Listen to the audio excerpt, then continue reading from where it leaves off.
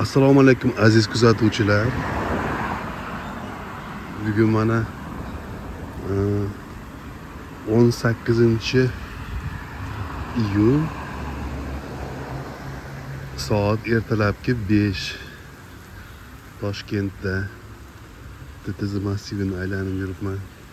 Juda ham salqin. Daraxtzorlarni qarang, xuddi o'rmonga o'xshaydi.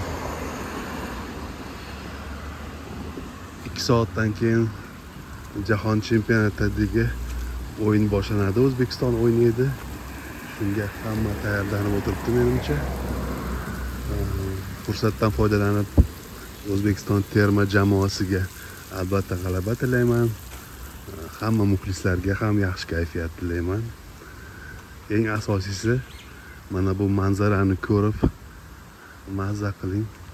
Albatta bu havoning salqinligini kamera bera olmaydi, lekin juda chiroyli.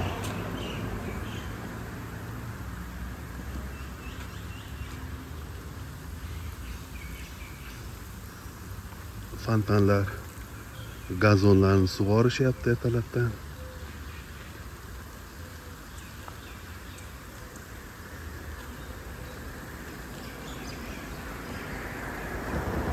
Lekin kunduzi juda issiq bo'lsa kerak. Shunga qaramasdan hammanglarga xayrli kun tilayman. Yaxshi yerda ko'rish nasib qilsin. Kanalga obuna bo'lishni unutmang.